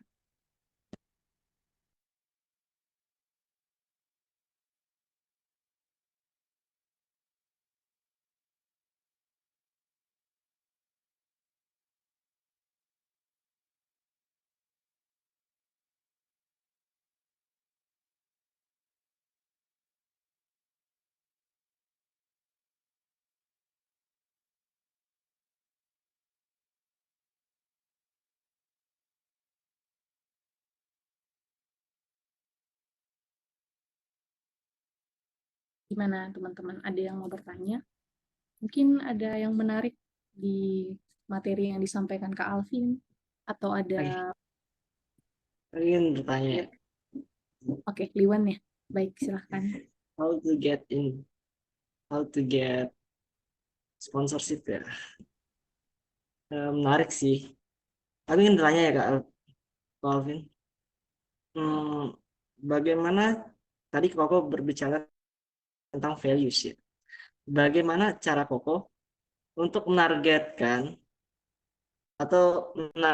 ya sponsorship, values-nya itu bisa sama gitu aja sih. Baik, oke. Kak Alvin bisa langsung dijawab. Oke, thank you pertanyaannya Liwan. Pertanyaannya gimana kita menciptakan values tersebut, atau gimana kita mencari values yang sesuai lah, kurang lebih kayak gitu. Tipsnya sih, pertama kita harus tahu kemampuan diri kita. Kemampuan diri kita atau kemampuan program kerja yang kita bikin, atau kelebihan divisi kita, kelebihan PPI Tiongkok, kelebihan PPI Fuco, itu kita itu punya apa sih gitu. Itu pertama. Kita harus tahu diri kita sendiri. Kedua, kita harus tahu lawan kita, maksudnya lawan bicara kita. Kita harus tahu mereka itu siapa sih gitu. Aku agak nggak setuju sama model-model sponsorship dulu yang mereka itu ngeblast proposal sponsorship ke 1000 perusahaan berbeda dengan template yang sama gitu. Aku agak kurang suka dan kurang setuju sebenarnya sama hal tersebut. Kenapa nggak setuju? Karena dengan kita ngeblast, kita anggap mereka itu semua sama gitu. Sedangkan tips aku yang kedua itu adalah kita harus tahu lawan bicara kita. Kita harus kenal ibaratnya musuh kita itu siapa sih gitu. Gimana kita mau bertempur, gimana kita mau berperang, mendapatkan sponsor kalau kita nggak kenal dia siapa gitu. Kan kalau teman-teman tahu ini ya, strategi berperang Sun Tzu ya. Kita harus kenal diri kita sendiri, kita harus kenal lawan kita gitu.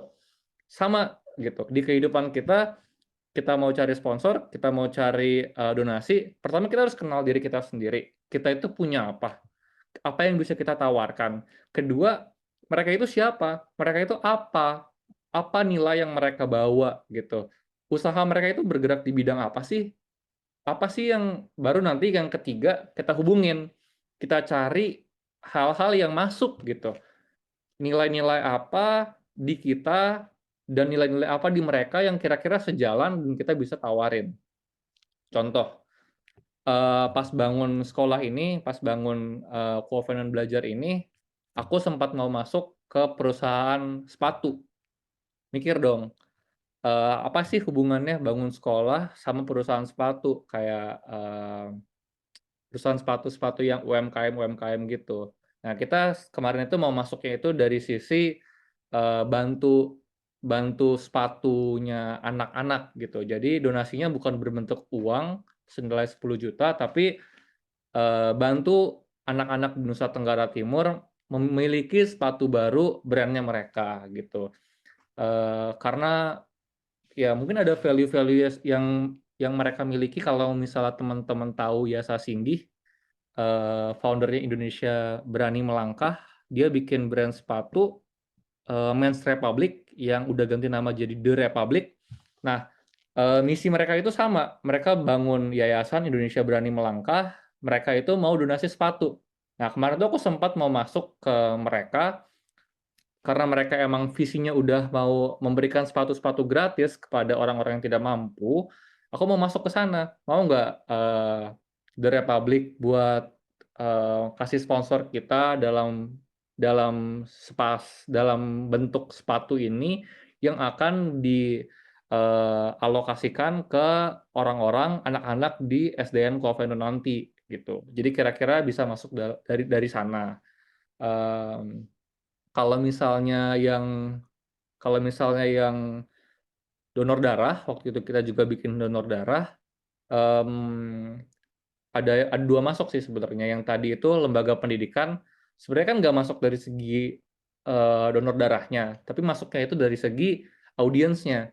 Kan aku nawarin 800 kali 4 3.200 orang impression. Impressionnya itu semuanya dalam bidang Tiongkok loh, orang-orangnya dari PPI Tiongkok loh, atau teman-temannya anggota PPI Tiongkok loh yang udah punya awareness di bidang studi di Tiongkok. Makanya aku tawarin lembaga pendidikan yang emang fokus buat studi ke Tiongkok. Nah, aku tawarin lah impression. Aku mau mereka itu ningkatin impression. Jadi dan impressionnya bukan online gitu kan, udah agak bosan mungkin kalau misalnya yang online terus. Jadinya ini justru kasihnya brosur loh ke orangnya langsung, orangnya bisa baca langsung. Itu yang aku tawarin. Terus waktu itu juga sempat donor darah, kalau nggak salah itu masuk ke, tapi ini bukan aku yang masuk, tapi teman aku dari The Real Food ya, The Real Food kalau nggak salah, yang jual wallet yang kecil gitu. Nah, value mereka The Real Food gitu, good food, kayak makanan-makanan yang baik, makanan-makanan yang sehat gitu. Makanan-makanan yang baik, donor darah kan juga berbuat baik, habis itu peduli sama lingkungan, terus juga baik buat kesehatan. Nah, masuknya dari sana gitu. Jadi dari 3 contoh aku, yang pertama bisa masuk dari segi tujuannya nih, si sepatunya ini. Kedua bisa masuk dari segi audiensnya nih, sama-sama PPI Tiongkok. Ketiga bisa masuk dari segi perbuatannya nih, sama-sama brandingnya itu sama-sama berbuat baik gitu. Mungkin bisa masuk dari banyak sisi sih. Nanti ya tipsnya pertama kita kenal kita siapa, apa yang bisa kita kasih, terus mereka siapa, apa yang mereka butuhkan, mereka butuhnya apa, baru terakhir kita mix and match gitu. Kurang lebih bisa masuk dari segi mana ya gitu. Semoga menjawab, Liwan.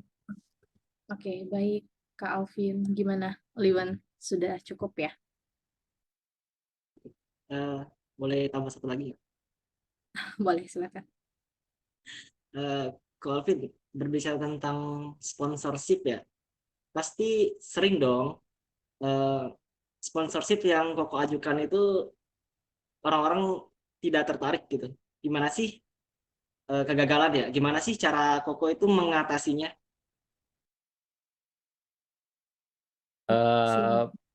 Ya, thank you lagi pertanyaannya.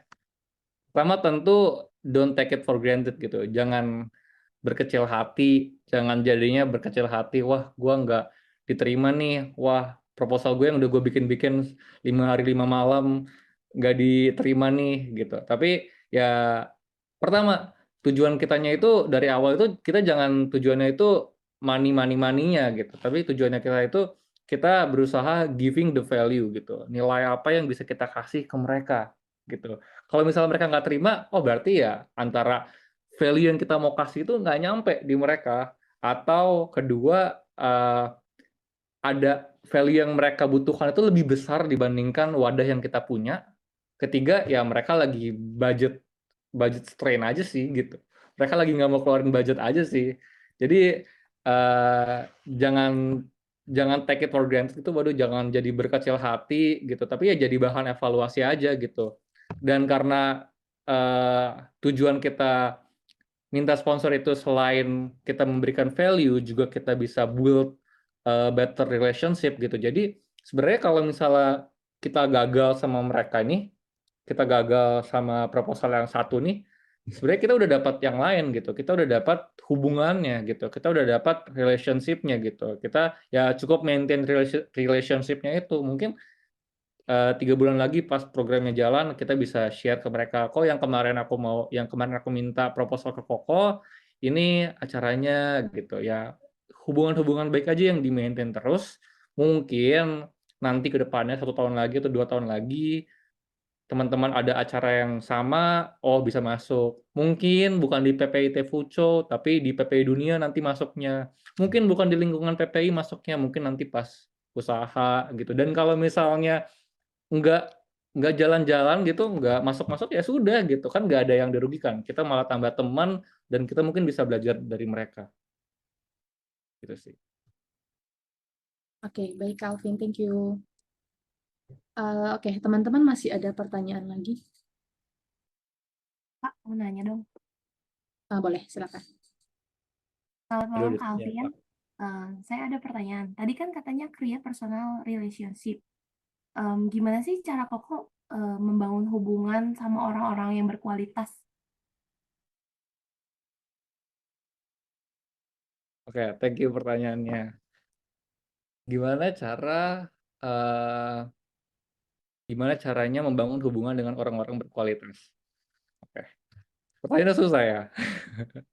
Karena maksudnya kita baru kenalan, kita mana tahu gitu dia itu orang yang berkualitas atau tidak gitu. Tapi ya sebenarnya jangan pilih-pilih teman juga, karena ya kita harus belajar buat ngelihat sesuatu itu dari sudut pandang lain gitu. Mungkin dia itu buruk di A, B, C, tapi ada yang baiknya di D gitu.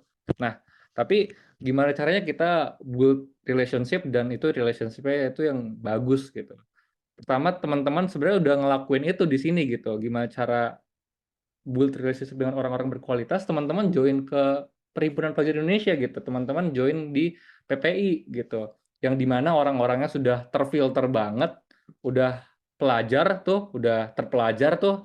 Kedua, udah di Tiongkok tuh. Kenapa aku bilang di Tiongkok itu terpelajar? Karena orang yang mau belajar ke Tiongkok itu biasanya, ya mungkin sedikit gara-gara aku di Tiongkok juga nih, tapi biasanya itu udah mindset-nya itu udah lebih terbuka lah gitu dibandingkan mereka yang tidak kuliah di Tiongkok atau tidak kuliah di luar negeri gitu. Jadi udah ke-filter nih, udah pelajar, dia ke Tiongkok lagi, udah mindset-nya udah lebih kebuka dikit lah gitu. Soal mungkin modern, Alipay, WeChat Pay, terus soal semuanya kalau di China itu serba cepatnya gimana, disiplinnya gitu. Nah, mungkin kalau misalnya kualitas itu yang dicari, nah teman-teman di PPI Tiongkok udah bagus nih di sini.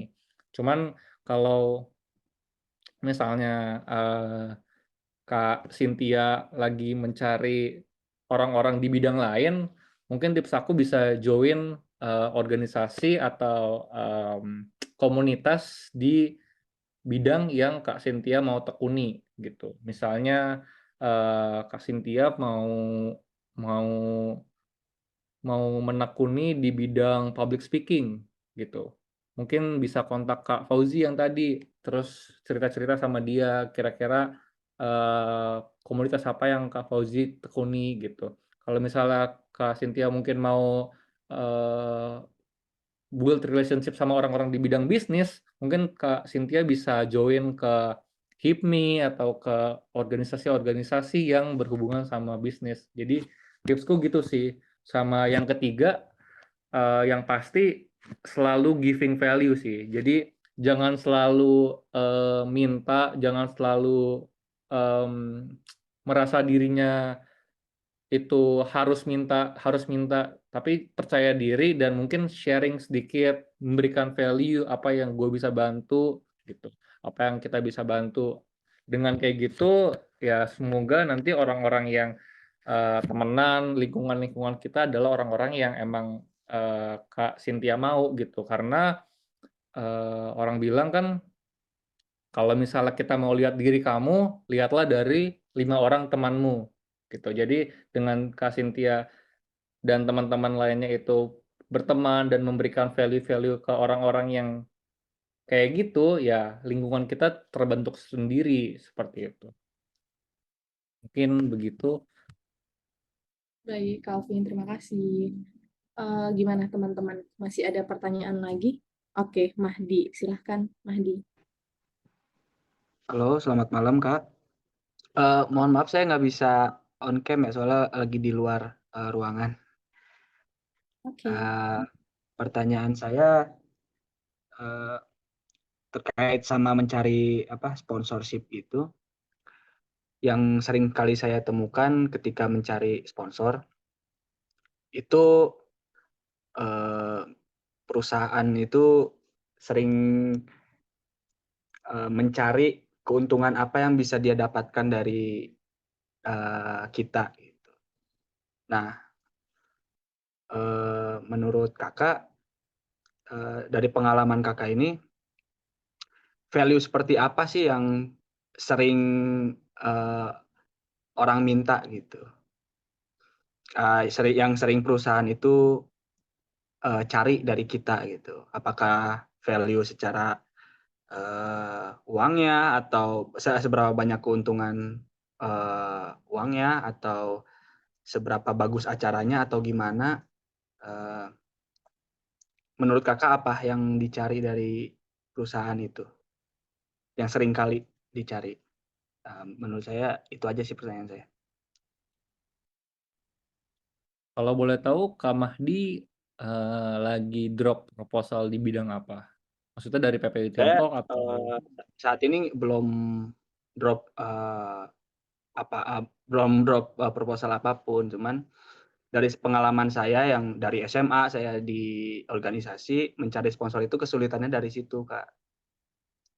Karena kita nggak tahu nih sebetulnya yang perusahaan mau tuh apa gitu, yang sering kali perusahaan itu mau apa. Jadi itu yang sering kali bikin kita gagal dalam mencari sponsor gitu. Jadi kita selalu terfokus sama gimana sih cara dapetin sponsornya itu gitu. Tapi kita nggak tahu yang mereka butuhkan tuh apa gitu. Nah, bagaimana kita bisa tahu yang mereka butuhkan tuh apa gitu. Thank you pertanyaannya Kak Mahdi. Gimana cara kita buat tahu kira-kira perusahaan A, B, C itu mereka itu butuhnya apa sih gitu. Kalau misalnya kita ngomongin dari sudut pandang PPI Tiongkok, itu sebenarnya udah agak gampang sih. Kenapa? Karena perusahaan-perusahaan yang kebanyakan hubungan sama PPI Tiongkok itu udah pasti mereka, bukan udah pasti sih, kemungkinan besar mereka itu cari lowongan pekerjaan gitu. Mereka mau mencari sumber daya manusianya yang bisa berbahasa Mandarin dan sudah pernah ke Tiongkok, udah punya pengetahuan sedikit tentang modern gitu. Jadi mungkin pertama bisa lihat dari sana. Kedua, gimana cara lihat ini perusahaan itu butuhnya apa? Mungkin bisa scrolling gitu. Scrolling Instagramnya mereka, lihat di website mereka. Kira-kira ini perusahaan itu lagi butuhnya apa sih gitu. Kalau misalnya pas scrolling berita dilihatnya itu ini perusahaan lagi lay off karyawan, ya kita nggak usah masuk karena udah pasti ini lagi budget constraint nih, lagi nggak mau keluarin duit nih gitu. Tapi kalau misalnya pas kita scrolling kita lihat, oh ternyata mereka lagi baru masuk uang investasi nih gede, berarti mereka lagi mau keluar uang gitu. Kalau misalnya kita lagi baca-baca berita, ternyata kita baca mereka itu lagi CSR, Corporate Social Responsibility di bidang lingkungan. Kebetulan kita punya program itu di bidang mangrove, kayak yang di G20 Bali. Kita mau bikin aksi tanam mangrove 1000, kita butuh uang. Oh, bisa masuk nih, gitu. Jadi pertama mungkin bisa dari scrolling dulu, cari-cari wawasan di Instagram maupun di website mereka. Kedua, biasanya sih sebenarnya kalau kita dari perusahaan, kalau misalnya perusahaan itu udah gede, udah top tier gitu, kayak BCA, Mandiri yang udah perusahaan-perusahaan besar, biasanya mereka udah nggak butuh apa-apa lagi gitu. Jadi yang mereka butuhkan hanyalah impression dan nama baik gitu, positive reputation, hal-hal seperti itu. Jadi kita nggak perlu takut, kita nggak bisa kasih apa-apa. Yang kita kasih adalah mereka itu baik gitu, mereka itu perusahaan baik, impression yang baik gitu. Biasanya kalau perusahaan-perusahaan udah gede karena mereka udah punya tim marketing sendiri kan. Nah, jadi yang kita offer pas misalnya acara, kita undang media gitu. Kita tampilin nih di bagian bawah, ada misalnya Metro TV, ada TV One, ada RCTI, ada Media Indonesia, ada Tribun News Jawa Timur, Tribun News Jawa Barat, ada ITV. Kita tampilin tuh kalau bisa logonya gede-gede, biar mereka sadar ini ada media gitu. Nah, biasanya kalau misalnya dari perusahaannya yang udah besar-besar. Nah, kalau misalnya yang masih UMKM, yang masih small to middle enterprise, yang mereka masih butuh impression gitu, kita bisa masuk dari segi mungkin yang teman-teman banyak lakuin, upload story, upload post gitu.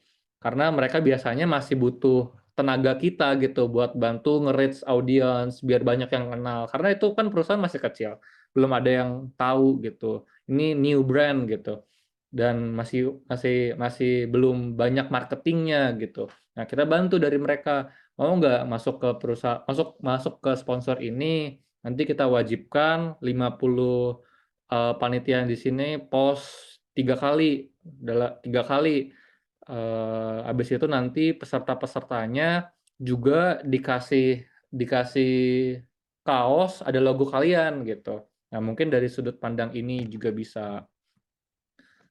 Terus mungkin mereka juga mau impression-nya itu nggak cuma story, karena kalau story udah kebanyakan.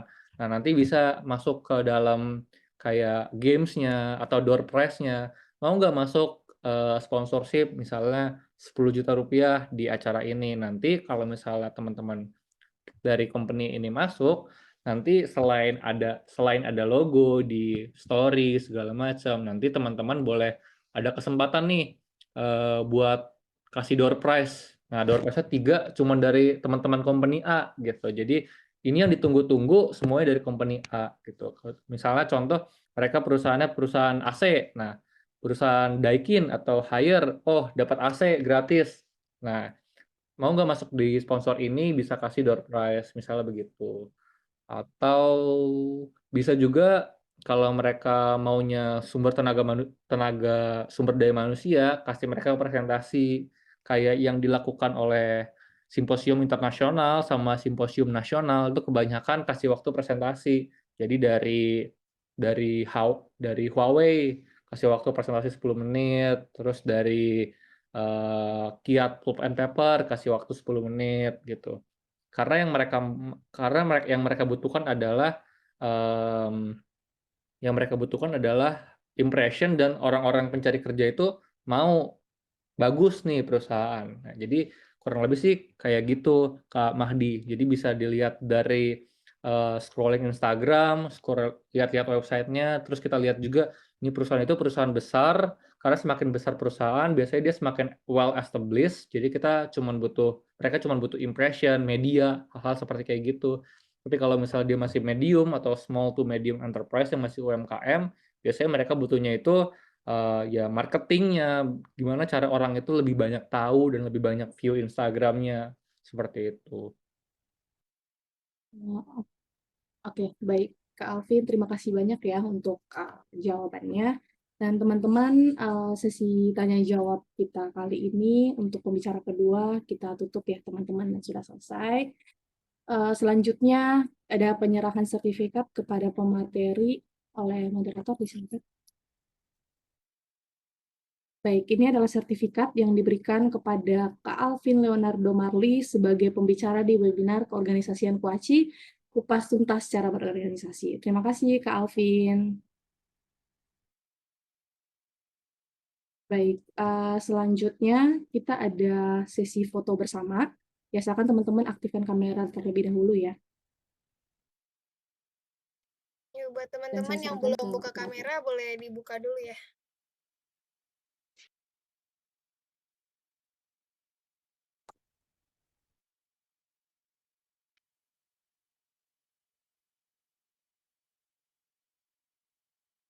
Oke, aku hitung ya. 1, 2, 3. 1, 2, 3. Oke, terima kasih. Baik, terima kasih operator. Baik teman-teman, kita sekarang sudah di penghujung acara. Ya, acara demi acara udah kita lewati bersama-sama. Dan saya, Keisha Gracita Hendra sebagai moderator pada malam hari ini, memohon maaf jika ada salah kata ataupun tindakan yang kurang berkenan. Semoga webinar kita kali ini dapat memperkuat serta menambah wawasan kita semua, dan teman-teman juga bisa mengambil manfaatnya dan dipraktekkan ke dalam organisasi juga. Terima kasih banyak ya teman-teman. Selamat malam. Selamat malam. Malam.